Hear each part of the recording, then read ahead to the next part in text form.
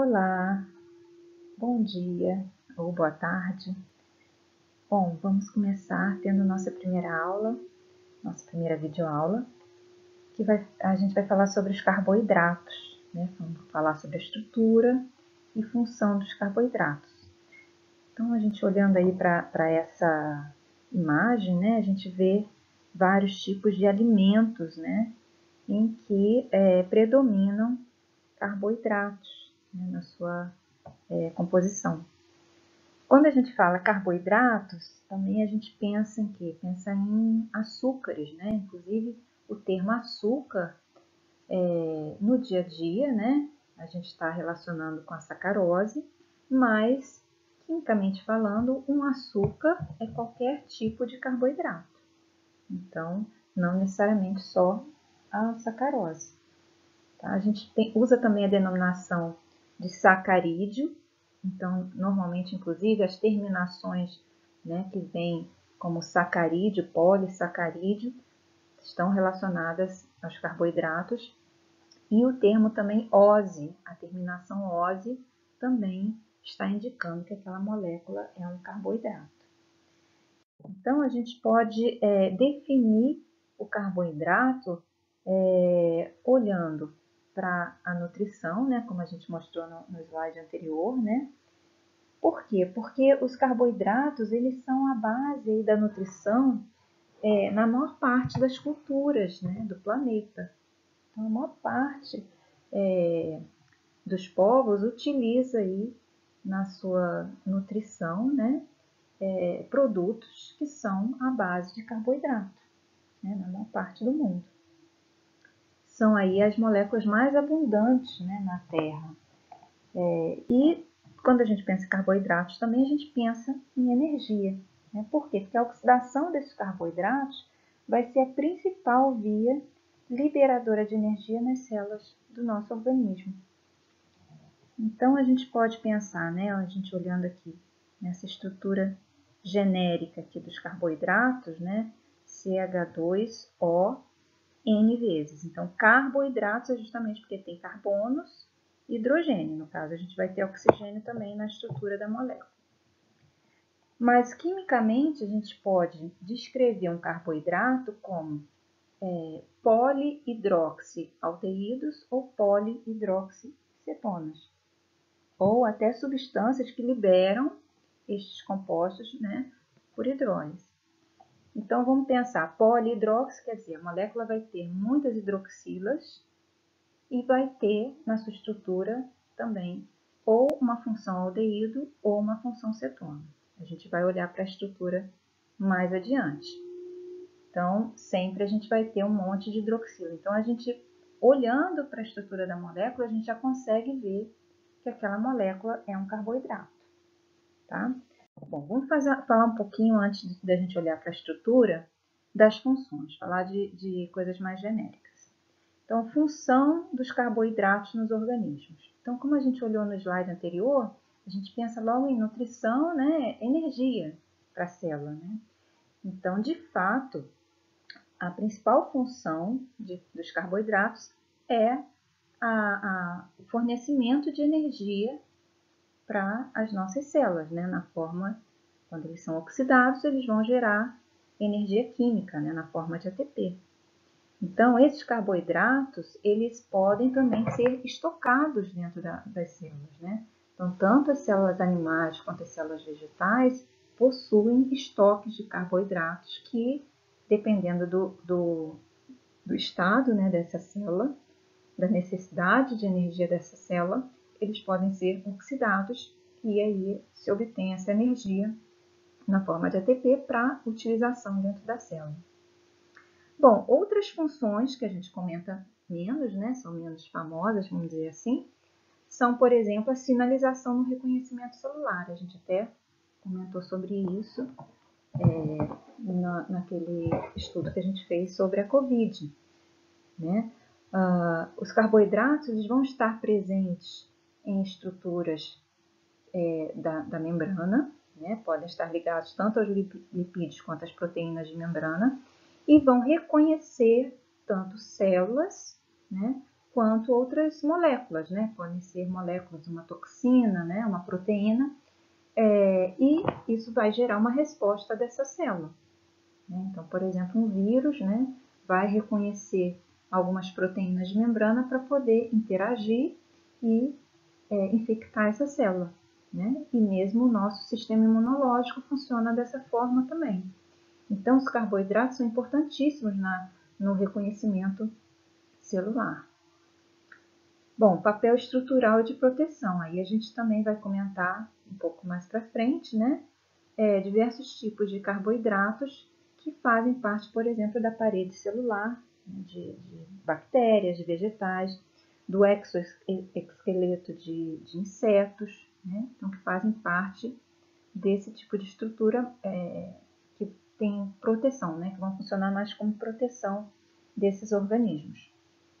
E constituintes dos ácidos nucleicos. Então, os ácidos nucleicos, né, são formados por nucleotídeos, que são moléculas que contêm açúcares na sua composição. Então, fazem parte também da estrutura dos ácidos nucleicos. E uma outra última função que eu coloquei aqui, a lubrificação de articulações. Né? Então, a gente tem aí os animais, né, que possuem vários tipos de articulação e como que essas articulações podem sobreviver, né, se manter, né, sem o desgaste, justamente porque você tem estruturas deslizantes e que são formadas basicamente por carboidratos. Então a gente vai falar também mais lá no final um pouquinho mais sobre que tipos de carboidratos que podem estar aí presentes nesse tipo de função, né, de lubrificação das articulações. Bom, agora vamos falar da parte mais química, né, entender realmente o que seriam essas moléculas, para depois a gente entender o papel dessas moléculas, as funções, né, dessas moléculas na célula. Então, basicamente, a gente tem a menor unidade de um açúcar, né, de um carboidrato, são chamados de monossacarídeos. Né? Então, o monossacarídeo é a unidade do carboidrato que pode dar origem ao que a gente chama de óligo ou polissacarídeos. Tá? Então, os monossacarídeos, eles são estruturas que podem ter um número de carbono variável, né? Então, por exemplo, se você tem um monossacarídeo com 3 carbonos, a gente chama esse monossacarídeo de triose, classifica ele, né, como uma triose. 4 carbonos, tetrose, e assim por diante, né? Pentose, hexose, heptose, né? E o grupo funcional também desses monossacarídeos podem ser aldeídos ou cetonas. Com aldeído é chamado de aldose, cetona seria a cetose. Então, eles são os carboidratos mais simples. Né? As unidades para construir os disacarídeos, oligosacarídeos e os polissacarídeos. Então, eles vão ser aldeídos ou cetonas com uma ou mais hidroxilas nas moléculas. Né? Então, vão ter, são polihidroxialdeídos ou polihidroxicetonas. Tá? Então, vão ser as aldoses, né? Quando o grupo carbonila estiver na ponta, né? No carbono 1, na extremidade, ou cetose, a carbonila em outras posições. Né? A gente vai ver mais adiante alguns exemplos, né, de monossacarídeos. Normalmente são incolores, né? São solúveis em água normalmente, porque tem essas hidroxilas que fazem ligação de hidrogênio. E normalmente são doces, né? A gente tem aí alguns exemplos. Por exemplo, a glicose é o monossacarídeo, vamos dizer assim, o mais comumente encontrado na natureza. Então, ela é uma aldohexose. Tem uma aldeído, função aldeído, e tem 6 carbonos. A frutose também tem 6 carbonos, mas é uma cetona, então uma cetohexose. Ok? E os óligos e os polissacarídeos, né? Não comentei. Os oligosacarídeos, normalmente, quando você tem a partir de 2 unidades de monossacarídeos ligados, até mais ou menos 7, mas esse valor de 7 aí depende muito da literatura, né? São poucos monossacarídeos ligados, vamos pensar assim. São cadeias curtas, né? De monossacarídeos ligados. Eles são ligados por ligações que a gente chama de ligações glicosídicas. E normalmente, quando você tem mais de 2 monossacarídeos ligados, você não encontra eles livres, eles vão estar ligados ou a alguma proteína ou a um lipídio. E os polissacarídeos, aí a gente diz que são cadeias longas, né? Poli, né? Mais de 20 unidades de monossacarídeos ligados, podem ter centenas ou até milhares de unidades de monossacarídeos ligados. Tá? Aí a gente tem a celulose, o amido, né? A gente vai comentar mais adiante. Bom, aqui a gente tem... Eu não estou conseguindo voltar os slides, mas vamos tentar seguir. Os monossacarídeos. Então, vamos ver agora alguns exemplos, né? Então, a gente tem aqui o gliceraldeído. Então, a gente vê que o gliceraldeído tem 3 carbonos, tá? E tem um grupamento, um aldeído aqui, C-O, que é a carbonila, né, com hidrogênio, então é um aldeído. Então, por isso que ela é uma aldotriose. A dihidroxicetona também tem 3 carbonos, também uma triose, mas é uma cetona. Tá? Carbonila no carbono 2, então uma cetotriose. Sempre a numeração vai começar do carbono da carbonila, ou mais próximo da carbonila. Tá? Bom, aqui a gente tem a ribose, que é um monossacarídeo com 5 carbonos. E é um aldeído, uma aldopentose. Então, a ribose eu coloquei aqui porque ela é também famosa, né? Porque ela faz parte da estrutura dos nucleotídeos.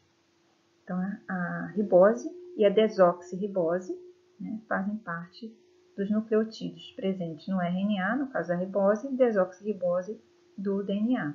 Qual que é a diferença entre os dois? O carbono 2, olha, o carbono 1, 2, 3, 4, 5. Carbono 2, ao invés de ter a hidroxila, ele é reduzido, tem um CH2. Por isso que é desoxirribose. Vamos entender depois esse D aqui. Mais adiante.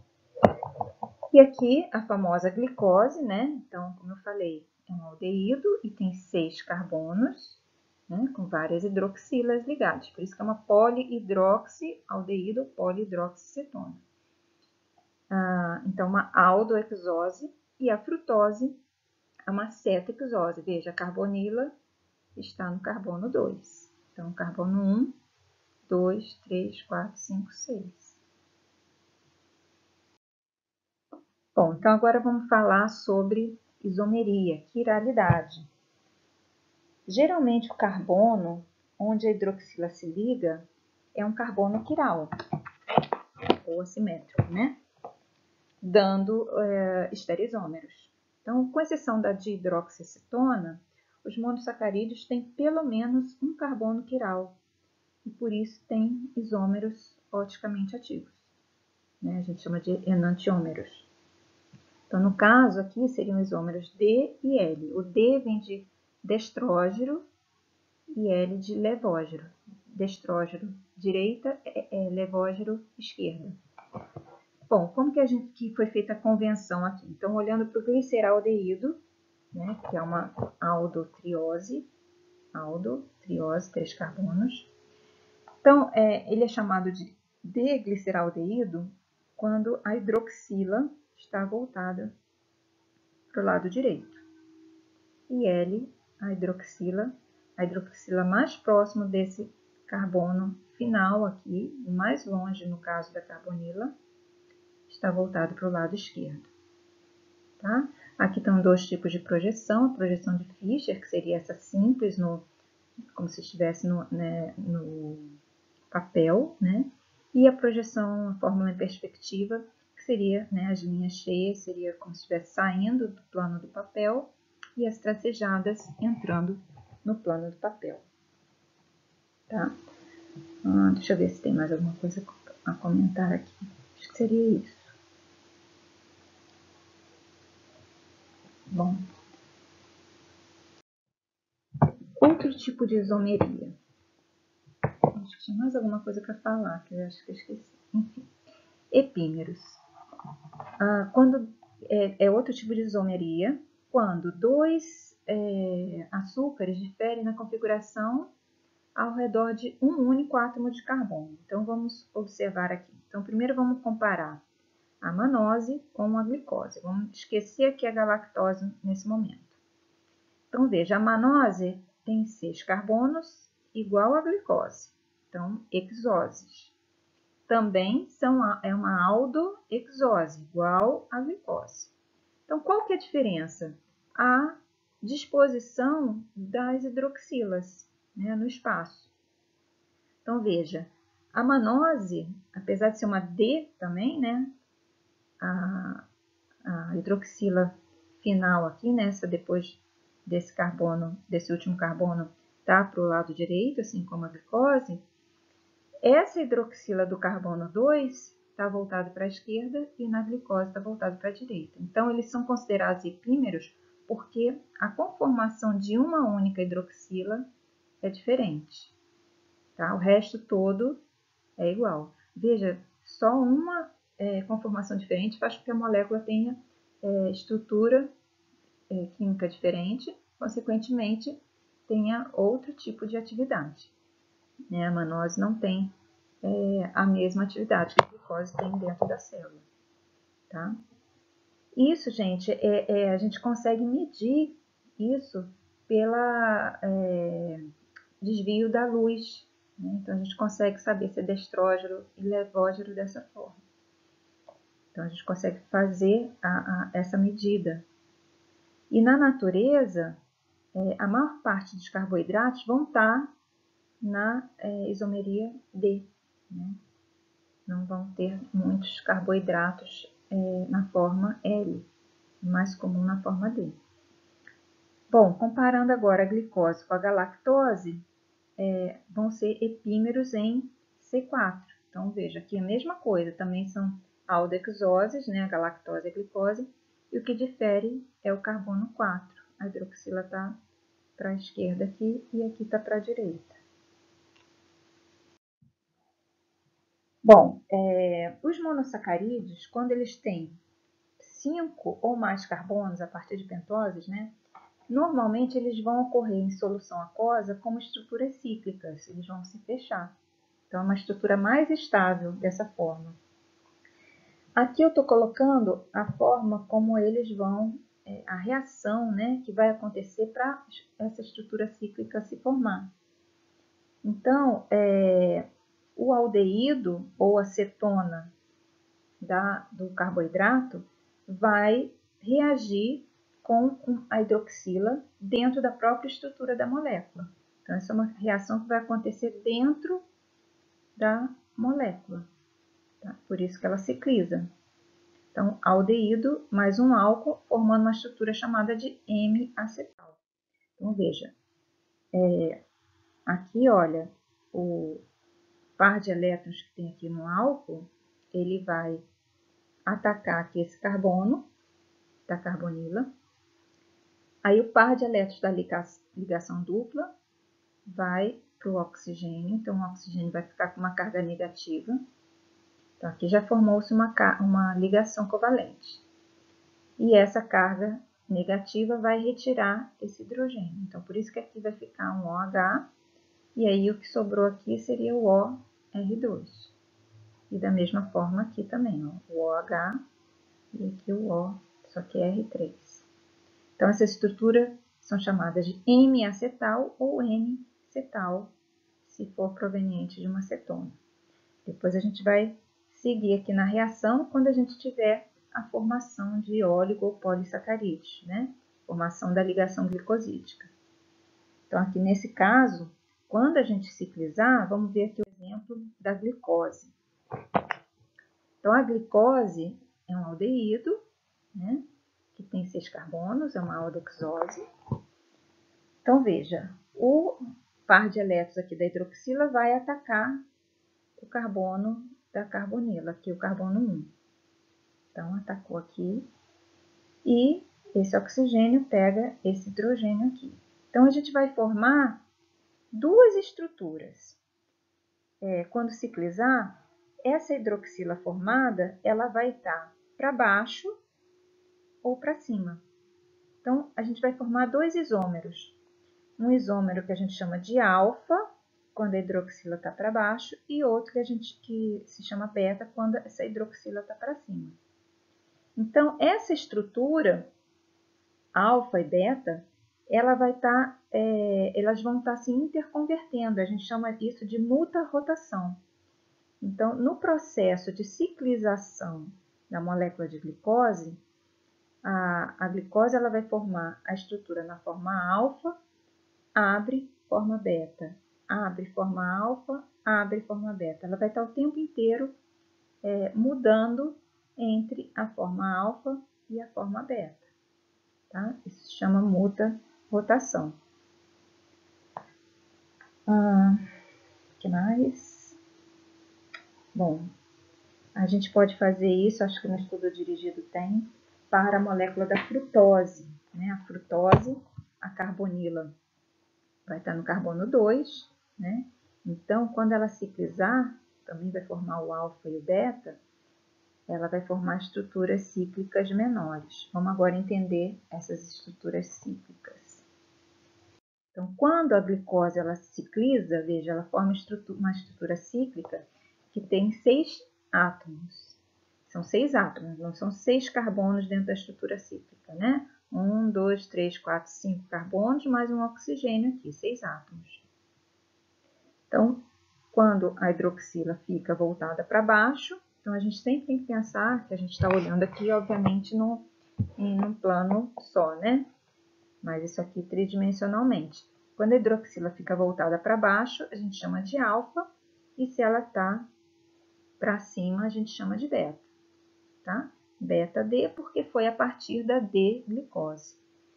Então, quando ela cicliza, ela forma estruturas que são semelhantes à estrutura do pirano, que também tem 6 átomos, né? 5 carbonos mais o oxigênio. Por isso que a gente chama estruturas com esse formato, né, de piranoses. Né? Aí entra a ose, né, a terminação ose, que indica que é um açúcar. Então, no caso da glicose, alfa-D, glicopiranose, ou beta-D, glicopiranose. Né? Uma forma genérica da gente descrever a estrutura. Então, vários carboidratos, quando ciclizam, formam estruturas do tipo piranose, independente do número de carbonos. Podem ter carbonos aqui para fora também. Tá? Outros exemplos, né? A frutose. A frutose, como ela é uma cetona, então a carbonila dela vai estar no carbono 2, né? Então, quando ela cicliza, ela forma estruturas menores, que são semelhantes ao furano. Então, por isso que elas são chamadas de furanoses. Então, veja, ela continua tendo 6 carbonos, obviamente, né? 1, 2, 3, 4, 5, 6 carbonos, né? 2 deles estão aqui para fora da estrutura cíclica, né? E aqui, né, 4 carbonos mais o oxigênio. Então, esse carbono da carbonila, não dá para eu voltar lá, né? Mas é o carbono que a gente chama de carbono anomérico. Tá? Então, esse carbono, ele pode eventualmente sofrer oxidação. Né? Ele pode ser oxidado por alguns agentes oxidantes relativamente suaves até, né? Como, por exemplo, ferro mais 3, né? Ou o cobre, né? Cobre mais 2 também. E aí, essas estruturas, né, que seriam os aldeídos ou acetonas, né, quando são oxidados, vão gerar ácidos, né, no caso, ácido carboxílico, né, COOH. Então, todos os monossacarídeos, eles vão ser considerados como agentes redutores, porque eles vão se oxidar. Né? Então, eles são agentes redutores porque eles se oxidam. Sempre no processo de oxidorredução, uma espécie se oxida e a outra se reduz. Então, os monossacarídeos vão ter esse carbono anomérico disponível para sofrer oxidação. Quando for um aldeído, esse carbono anomérico, né, se a gente voltar no slide anterior, né, a gente pode ver, né, da glicose, é o carbono 1, e no caso da frutose, o carbono anomérico é o carbono 2, né, que é o carbono da carbonila. Bom, vamos falar dos disacarídeos, e aí eu vou voltar nesse tópico aí dos carboidratos redutores, tá? Falar um pouquinho mais sobre isso. Bom, os disacarídeos vão ser formados, é um tipo de oligosacarídeo, né? São aí os mais comuns, né, na natureza, são os disacarídeos. Como eu falei, quando você tem cadeias curtas de monossacarídeos ligadas, a gente chama de oligosacarídeos. E os disacarídeos são os mais comuns que a gente encontra na natureza. Monossacarídeo livre é muito difícil de encontrar.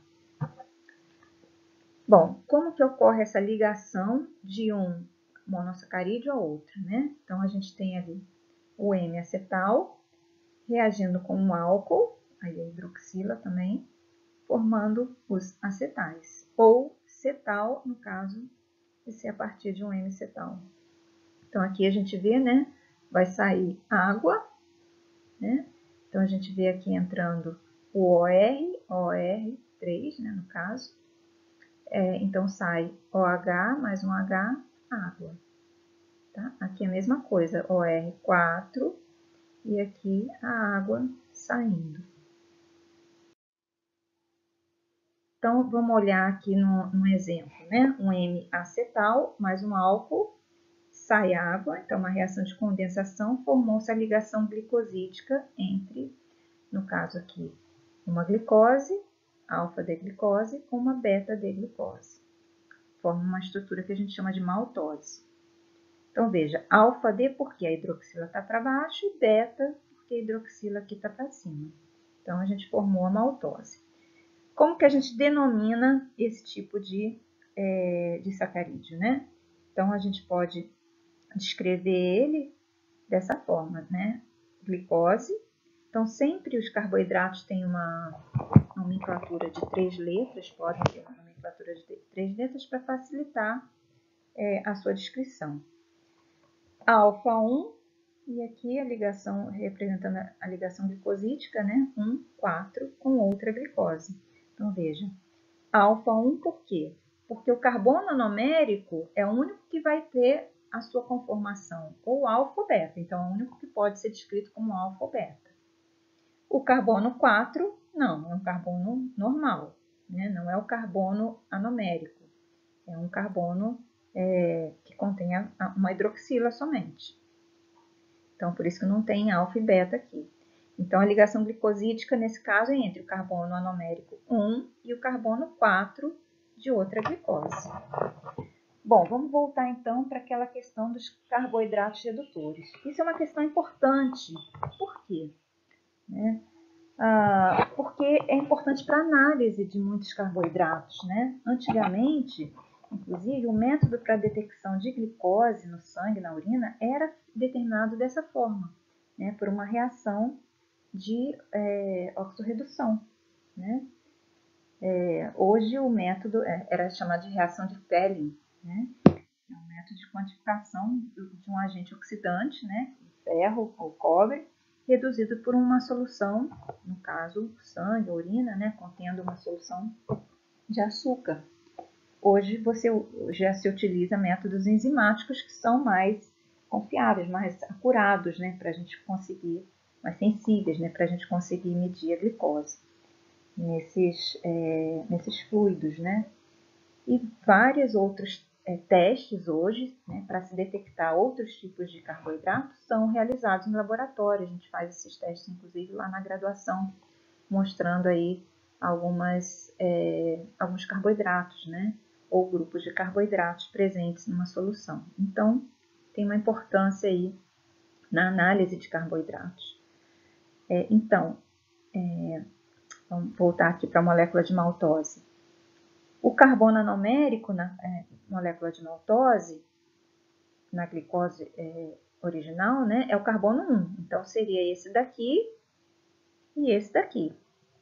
A ligação glicosídica compromete, então, um dos carbonos anoméricos né, a ligação glicosídica entre um dos carbonos anoméricos com o carbono 4 de outra molécula de glicose. Veja, sobrou um carbono anomérico livre. Então, esse carbono anomérico livre, ele pode sofrer oxidação. Então, a maltose é considerada um carboidrato redutor. Então, a capacidade dele de sofrer, né, oxidação ainda existe, tá? Então, no caso da maltose, é um carboidrato redutor. Então, você tem que ter pelo menos um dos carbonos anoméricos livres na estrutura da molécula para que haja a reação com um agente oxidante qualquer, tá? Bom, vamos ver outros exemplos de sacarídeos. Vou falar de vários. A sacarose, né, nosso açúcar comum, é um disacarídeo formado pela glicose e pela frutose. Veja, uma piranose e uma furanose. Aqui a gente tem, então, o carbono anomérico da glicose é o carbono 1. Aqui já está tudo numeradinho, né? Já facilita bem. Então, o carbono 1 é o carbono anomérico. E no caso da frutose, né, olhando para a estrutura da frutose, vocês podem olhar aí, o carbono anomérico é o carbono 2. A ligação glicosídica entre a glicose e a frutose vai ser justamente entre os dois carbonos anoméricos. Então, aqui a gente tem a glicose alfa 1 ligado ao carbono 2 na conformação beta. Então, os dois carbonos anoméricos estão envolvidos na ligação glicosídica. Então, nesse caso, a sacarose não é um carboidrato redutor, tá? Então, ela não vai dar positivo, por exemplo, numa reação que seja para detectar carboidratos redutores. Uma reação de Benedict, por exemplo. Bom, lactose. Lactose é a formação de um disacarídeo entre a galactose e a glicose. Então, aqui, olha, galactose, carbono anomérico 1, né, na conformação beta, com o carbono 4 da glicose. Então, ó, sobrou então carbono anomérico livre aqui, ó, de uma glicose na conformação beta. Olha a hidroxila para cima, tá? Então, é um carboidrato redutor, pode sofrer aqui oxidação. Ambos estão com estruturas, né, piranósicas, né? São estruturas com 6 átomos, 6 átomos, né, no seu anel. Trealose, mais um disacarídeo, também, assim como a maltose, né, formado pela ligação de duas glicoses. Então, aqui a numeração, né? Só que nesse caso, ao invés de ser uma ligação alfa 4, é uma ligação alfa 1 com outro alfa 1.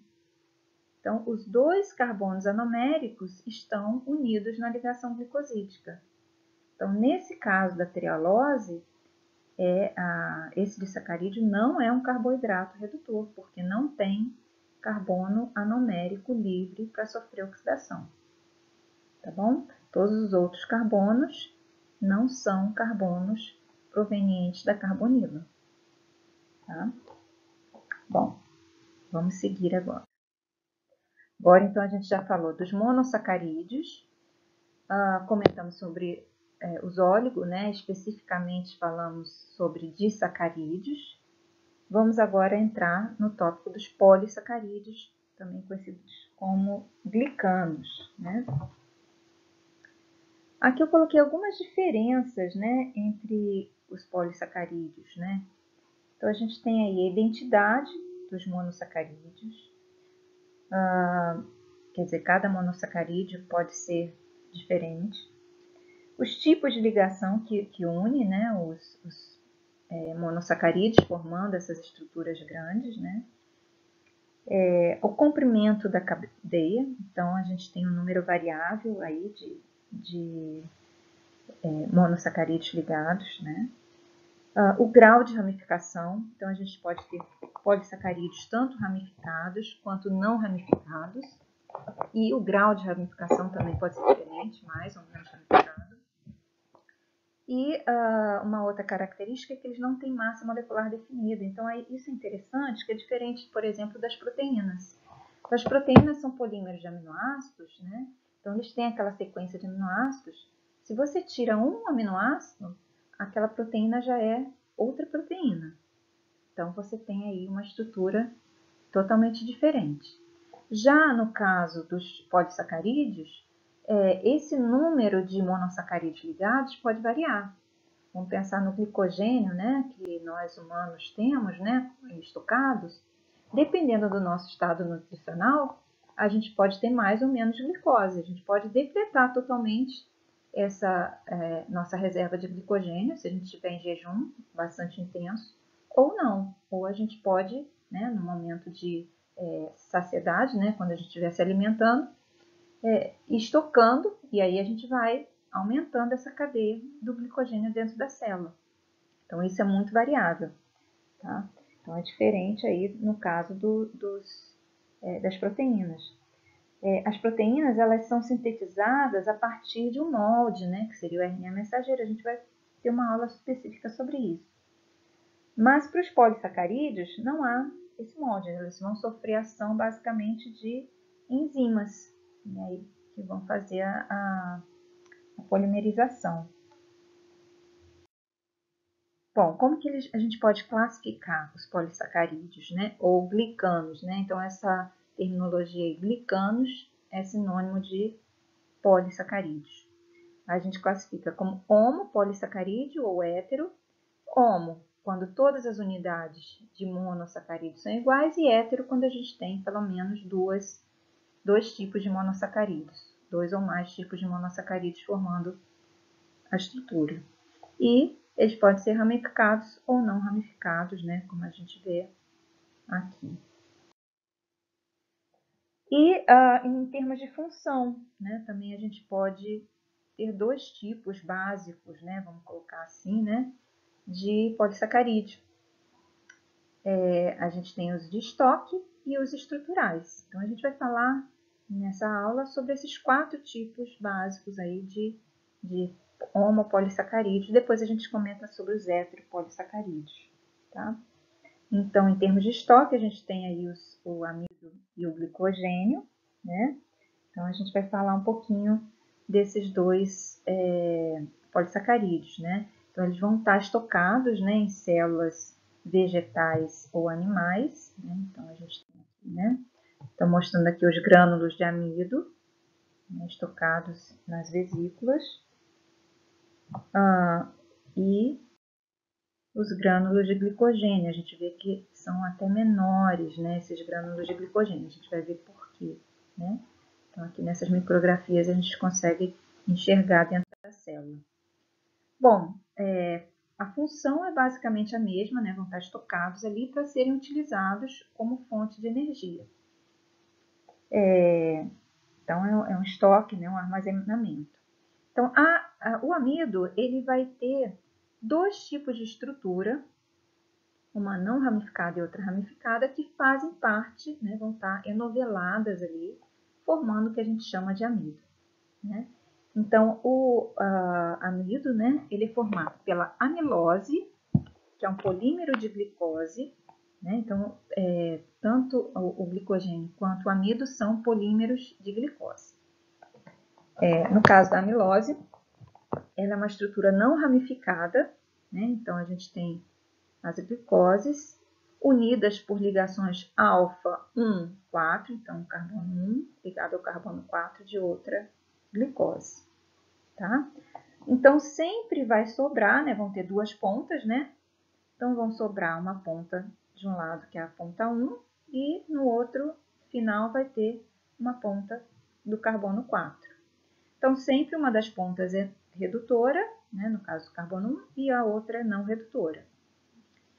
E o amido contém também, além da amilose, um outro tipo de estrutura que a gente chama de amilopectina, que contém as ramificações. Então, o amido tem essas duas estruturas, uma que é não ramificada e outra que é ramificada. Então, aqui, mais ou menos como se fosse só um pedacinho, né, da amilopectina, uma unidade aqui de glicose, né, aqui ligando ao restante da cadeia, né, carbono 4, o carbono 1, etc. E aqui mostrando somente as ligações que dão origem às ramificações, que seria o carbono 1 ligado ao carbono 6. Então, é alfa 1, 6. Então, essa ligação glicosídica são os pontos em que ocorre a ramificação. Tá? Então, a amilose são cadeias longas, né? E as cadeias de amilopectina vão ter mais ou menos uma ramificação a cada 24, 30 unidades. E elas vão se unir, né, formando hélices, né, formando duplas hélices, né, com ela mesma e com a amilose. Então, essas estruturas vão formar uma coisa só, né, vamos dizer assim. Com as pontas não redutoras e as redutoras. Então, mais ou menos assim, né? Então, a amilose, né, vai estar enovelada também com a amilopectina, que é altamente ramificada. As ramificações, elas são interessantes, por quê? Porque, como eu falei, por exemplo, o amido e o glicogênio, eles vão sofrer ação de enzimas para serem tanto degradados quanto para ir agregando, né, aumentando a sua cadeia, né, dependendo do estado nutricional do indivíduo. A enzima, se você tiver somente uma cadeia não ramificada, ela teria somente um ponto, né, para atuar, porque você vai, por exemplo, quando você está degradando a amilose, vamos pensar assim, né, você vai retirando uma glicose por vez. A enzima vai e quebra a ligação glicosídica, né, a enzima chamada de alfa-amilase, vai quebrando a ligação alfa-1,4, quebra. Já, se você tiver ramificações, você vai ter vários pontos em que essa enzima pode estar atuando ao mesmo tempo. Né? Então, a ramificação, ela favorece, né, a degradação, né, e também a síntese dessas moléculas, né, tanto do amido quanto do glicogênio. O glicogênio, na verdade, ele é semelhante à amilopectina. O glicogênio não tem uma estrutura não ramificada, não tem uma estrutura tipo amilose, né? Ele vai ter uma estrutura semelhante à amilopectina. Qual que é a diferença? É que ele é mais compacto, ele é mais ramificado do que a amilopectina. Né? Falei que a amilopectina tem uma ramificação a cada 24, 30 unidades. No caso do glicogênio, a ramificação é a cada mais ou menos 8, 12 unidades. Então, a cada 12 unidades você tem uma ramificação. Então, isso faz com que a molécula seja mais ramificada e mais compacta. Por isso que a gente enxerga grânulos mais compactos. Tá? E o glicogênio está nas células animais, né? E aí vai ter também essa estrutura helicoidal e também é degradado pelas alfa-amilases. Então, nós também obtemos energia, nós humanos, né? Também conseguimos obter energia a partir da quebra do glicogênio. Se a gente ingerir, né, um tecido animal, a gente consegue obter o glicogênio proveniente desse animal. Tá? Então, não só o amido, né, que a gente come aí das massas, etc., que a gente conseguiria obter aí glicose, também de animais. Tá? Então, aqui mostrando, né, a estrutura helicoidal da molécula de glicose, da molécula de amido, né? Amilose e amilopectina. Tá? E a questão da estrutura. Aqui eu queria colocar uma questão para vocês. Por que a gente não estoca glicose na forma monomérica? Quer dizer, por que houve essa evolução para a gente formar polímeros e não estocar simplesmente a glicose livre, né, dentro na nossa célula? Nesse ponto eu queria que vocês parassem, né, o vídeo para poder pensar um pouquinho sobre isso. Né? Porque o que acontece? Bom, a gente tem uma concentração de glicose dentro da célula em torno de 0,4 molar. E esta celular seria 5 milimolar. Então, se fosse dessa forma, né, que equivale a esse 0,4 molar, equivale a uma concentração de glicogênio de 0,01 micromolar. Então, se fosse glicose livre, veja, 0,4 molar comparado a 5 milimolar do lado de fora, né, do lado de fora estaria menos concentrado. Então, seria mais difícil de transportar a glicose para dentro da célula, né? Seguindo um gradiente de concentração, quer dizer, você consegue transportar do mais concentrado para o menos concentrado. Então, seria mais difícil, eu precisaria de um transportador ativo para poder colocar essa glicose para dentro da célula, né? Seria contra um gradiente de concentração. E a concentração do glicogênio já seria bem menor, né? 0,01 micromolar. Então, isso facilitaria esse transporte de glicose para dentro da célula. Tá? Então, seria aí uma curiosidade, né, de por que a gente evoluiu para um polímero. Okay? Vamos falar um pouquinho mais sobre agora os polissacarídeos, né, estruturais, celulose e quitina. Então, estrutural, quer dizer, vão fazer parte aí de estruturas mais rígidas, né? Então, aí a celulose, né? E a quitina, depois eu vou mostrar, né? Que faz parte aí de carapaças, de insetos, né? Bom, a celulose, em termos de estrutura, veja, também é um polímero de glicose. Então, amido, glicogênio e celulose são polímeros de glicose. Então, por que a gente não consegue obter energia a partir de celulose? Bom, primeiro vamos olhar para essa questão estrutural, né? A celulose ela é mais fibrosa, é mais resistente e insolúvel em água. Mas por que, né? Poxa, amido e glicogênio são mais solúveis em água, justamente porque tem essas hidroxilas, mas a celulose também tem hidroxila. Porque essas ligações de hidrogênio, elas já vão estar, a estrutura dela, por ser mais linear, essas ligações de hidrogênio elas vão estar comprometidas dentro da própria estrutura da celulose. Né? Então, não consegue ser feitas, né, tantas ligações de hidrogênio com a água. Veja, então a ligação de hidrogênio é tanto intramolecular quanto intermolecular, porque como a estrutura é linear, né, então digamos que você tem aqui uma estrutura estendida, outra aqui, você vai formando, né, estruturas mais lineares, né, uma ao lado da outra. Então você vai ter ligações de hidrogênio entre, né, as cadeias da celulose e aqui dentro da própria estrutura da celulose. Então sobram poucas para serem feitas ligações de hidrogênio com a água, diferente do amido e do glicogênio.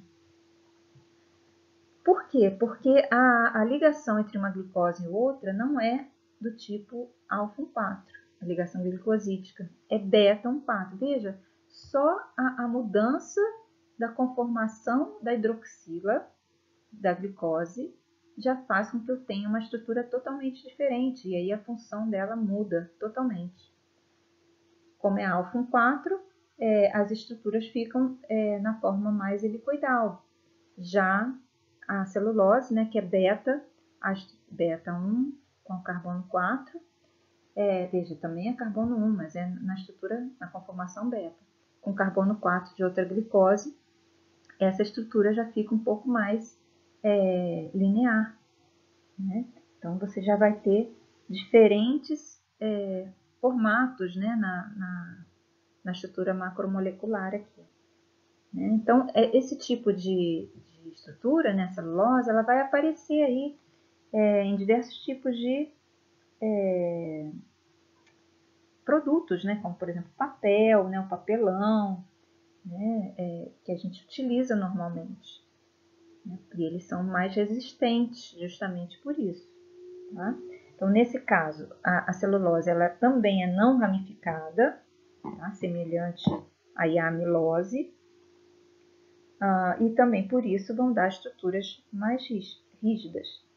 Tá? Não vão ser degradadas pela alfa-amilase, então por isso a gente não consegue aproveitar a celulose como fonte de energia, não consegue obter as glicoses. Então nós animais não conseguimos hidrolisar. Mas existem alguns animais e alguns fungos e bactérias que produzem celulase. Né? Então vocês podem pensar em alguns que podem produzir. Por exemplo, os cupins. Então, alguns cupins, justamente, eles têm celulase e aí eles obtêm, né, degrada a celulose e obtém energia a partir da glicose que eles quebram.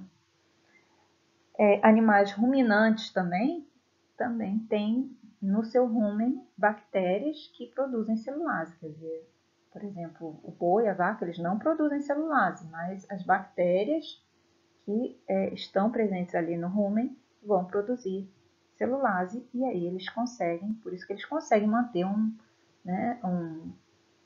organismo enorme, né? Pesa aí tonelada, né?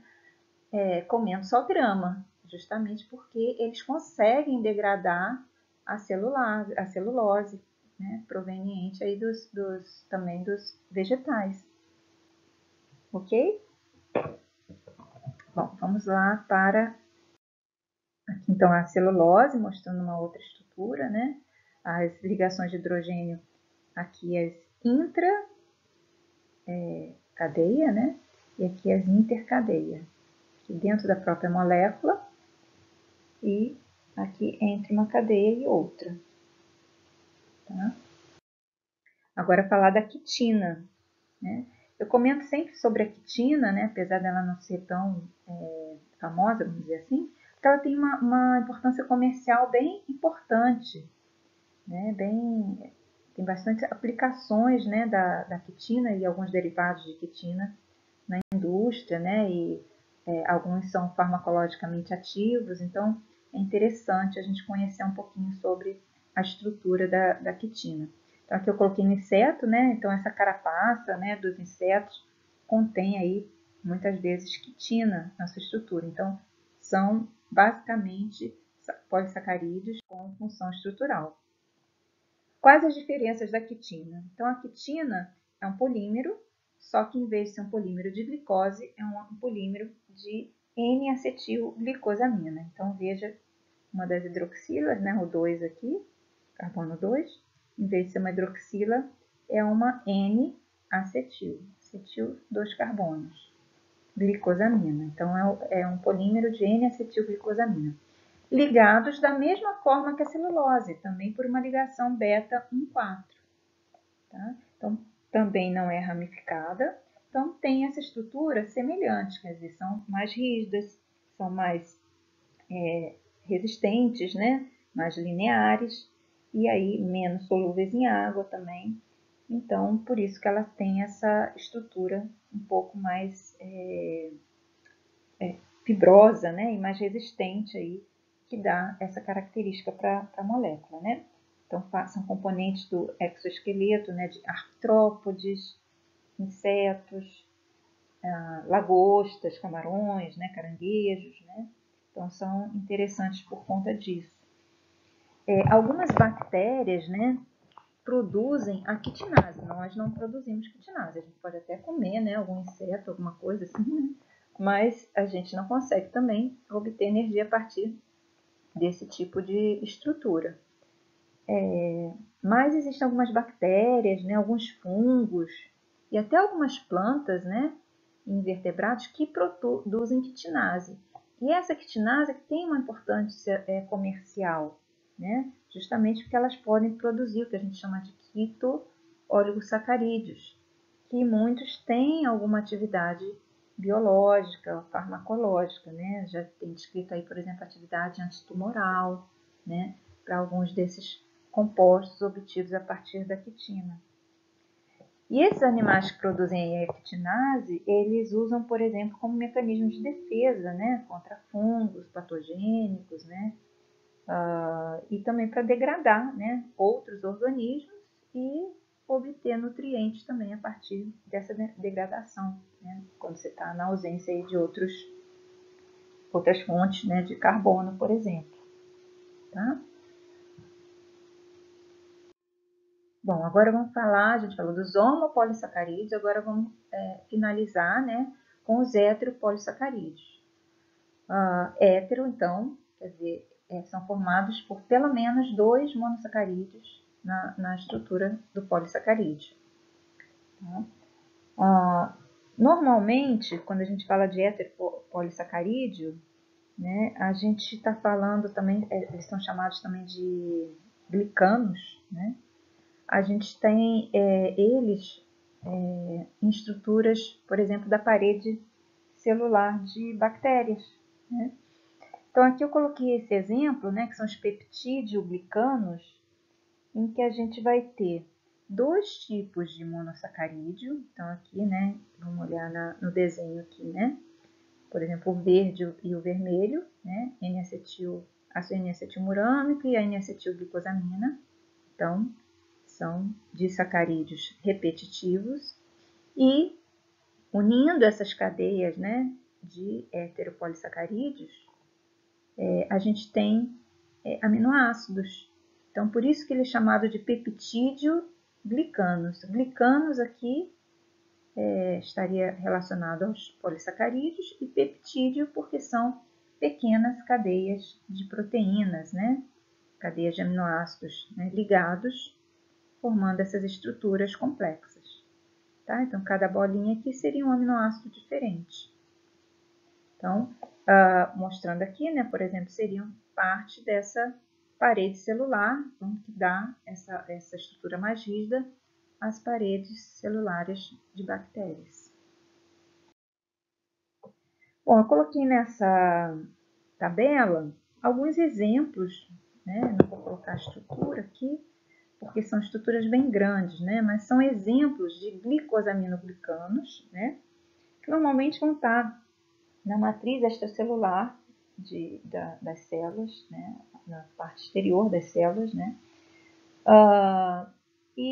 são polímeros lineares compostos por unidades repetitivas de disacarídeos. Então, aqui eu coloquei 4 exemplos, né, por exemplo, o hialuronato ou ácido hialurônico, né, que agora está bem famoso, né, o ácido hialurônico, que são unidades repetitivas, mais ou menos 50 mil disacarídeos repetitivos, né, do ácido glicurônico e N-acetilglicosamina, aqui o nome do sacarídeo.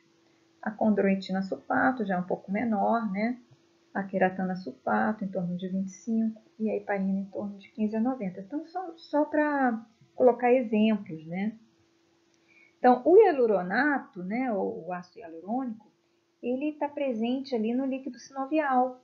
Então, ele é parte importante da lubrificação, né, dessas cartilagens, por exemplo. Também está presente, né, no humor vítreo, né, aquela consistência gelatinosa, né, do humor vítreo, né, dos óleos, né. Então, também está presente nesses tipos de estrutura, nesses tecidos. Também fazem parte da matriz extracelular, né, de cartilagens, tendões, né. Então, eles dão estruturas que vão ter elasticidade e também resistência, né, como, por exemplo, os tendões, né, desses animais, de forma geral, né. A condroitina sulfato também faz parte de cartilagens, de tendões. A queratana sulfato também faz parte da córnea, cartilagem, ossos, também faz parte de chifres, cabelos, que mais? Cascos, unhas, garras, né? Então tem vários animais que têm esses tipos de tecido que contém queratana sulfato na sua composição. A heparina, ela é bastante famosa também, vamos dizer assim, né? É um anticoagulante, né? E é importante também, por exemplo, quando a gente vai tirar sangue, muitas vezes o anticoagulante usado, né, naqueles frasquinhos que a gente tira o sangue, é a heparina, muitas vezes, né?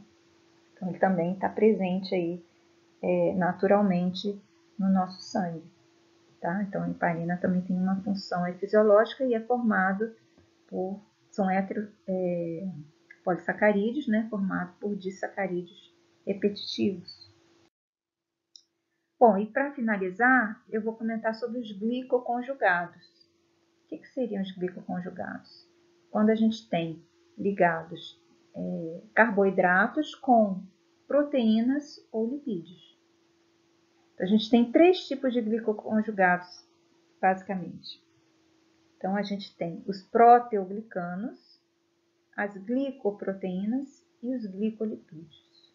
Bom, a gente vai primeiro diferenciar, né, os proteoglicanos das glicoproteínas, porque próteo de proteínas, glicanos, como eu já falei anteriormente, tem a ver com polissacarídeos, né, heteropolissacarídeos. Glicoproteína, glico de carboidratos, proteínas, né, também ligadas. Então, o que diferencia, né? Porque aqui são carboidratos ligados a proteínas. Bom, basicamente, a gente diz que essa parte final do nome, né, proteoglicanos, é o que predomina na molécula. Uma maneira fácil da gente entender a estrutura. Então, aqui o que predomina são os carboidratos. No caso das glicoproteínas, o que predomina são as proteínas. Então, vamos olhar aqui. Primeiro, vamos falar de forma geral, né? As funções dos glicoconjugados. Então, basicamente, quando a gente fala em glicoconjugado, muitos vão estar ligados à membrana, né? Esses carboidratos de membrana, alguns da matriz extracelular, mas tem muito a ver com reconhecimento e adesão a moléculas, né? Ou outras células. Né? Então, adesão célula a célula. Então, tem muito a ver com resposta imune, né? A migração celular durante o desenvolvimento, o revestimento sanguíneo. Então, toda a tipagem sanguínea tem a ver justamente com o tipo de carboidrato que está na membrana da hemácia. Né? Por isso que a gente classifica, né, de forma diferente, porque isso tem a ver com por exemplo, se você for receber um sangue de outra pessoa, né, uma transfusão, se você tiver outros tipos de carboidratos ligados, você vai ter uma reação, né, imunológica em relação àquelas células. E a cicatrização de lesões também, né? A resposta imune, por exemplo, a uma inflamação, está envolvendo aí os glicoconjugados. Bom, então vamos diferenciar aqui, olhando, né, para a estrutura dos proteoglicanos. Como eu falei, ó, os glicanos, então os carboidratos, são os que predominam na estrutura dos proteoglicanos. Ai, passei. Que droga, não vou conseguir voltar. Bom, mas vocês conseguem voltar e olhar, eu vou só comentar, né? Então, a gente tem uma cadeia ou mais dos glicosaminoglicanos, né? Ali acho que tinha heparina, né? Tinha várias, agora não vou lembrar, né? Estruturas de carboidrato ligadas também a proteínas. Então, tem a proteína de ligação, tem a agrecana, né? Ligadas aí a uma cadeia, forma tipo como se fosse uma peninha, né? Então, esses proteoglicanos, né? Eles têm uma função envolvida aí com lubrificação, né? De estruturas, né? De cartilagens, por exemplo, né? As glicoproteínas, como eu falei, as proteínas são em massa, né, o que está predominando na estrutura. Tá? Então, aqui eu coloquei nesse exemplo como que seria a resposta a uma inflamação. Então, por exemplo, um sítio de inflamação aqui como se fosse um capilar, e um linfócito T, tá? Uma célula de linfócito T contendo na sua membrana glicoproteínas, né, com carboidratos. Nesse capilar, na membrana desse capilar, também tem proteínas, né? Então, nesse exemplo aqui, uma proteína se chama integrina, a outra se chama paraselectina. E o linfócito T, então, ele vai reconhecer essas proteínas através dos carboidratos que estão ligados à membrana, né? São glicoproteínas ligadas à membrana do linfócito T. Então, ocorre, então, a adesão, né, dessas proteínas com os carboidratos de membrana, né, e, consequentemente, a resposta imune se inicia depois dessa ligação com o linfócito T. Então, aqui, de forma geral, mostrando vários tipos de interação com células, né, ou outras moléculas, ou outros organismos também, né? De glicoproteínas e glicolipídios. Então, glicoproteína, carboidrato ligado a uma proteína. Glicolipídio, carboidrato ligado a um lipídio. Então, aqui, como está mostrando aqui, né? Os carboidratos ligados a um lipídio de membrana. E aqui, um oligosacarídeo mostrado uma proteína também de membrana, né? No ar. Aqui no B, então, essa proteína de membrana, por exemplo, sendo reconhecida por um vírus, né? Por exemplo, o vírus do Covid, que reconhece, né, esses receptores, né, na membrana da célula. Por isso que ele libera, né, o seu material genético dentro da célula depois desse reconhecimento. Aqui mostrando em C um glicolipídio, reconhecendo uma toxina, né? Em D, uma glicoproteína, reconhecendo uma proteína também de bactéria. E na letra E, aí diferente, né? A paraselectina, que seria uma proteína de membrana, interagindo com uma glicoproteína de um linfócito, contendo aí os carboidratos, né? Que seria o exemplo anterior. Tá? Então, isso está relacionado a reconhecimento, né? E adesão entre células. Tá? Então, tem vários tipos de estruturas que podem estar desencadeando esse tipo de reconhecimento. Bom, gente, eu acho que é mais ou menos isso, né? Eu acho que em função, né, da explicação já dá para tirar algumas dúvidas do estudo dirigido. Então, agora seria voltar no estudo dirigido, né? A gente vai marcar aí o fórum para rever aquele estudo dirigido que vocês fizeram, né? E ver se tem mais alguma dúvida, para a gente explorar um pouquinho mais os conceitos, né? Alguma coisa que não ficou clara durante a aula, né? Já que a gente não tem interação, e possa voltar e rever algum ponto aí que não tenha ficado claro, tá bom? Vamos depois para a próxima aula, que seria a aula de lipídios. Até mais!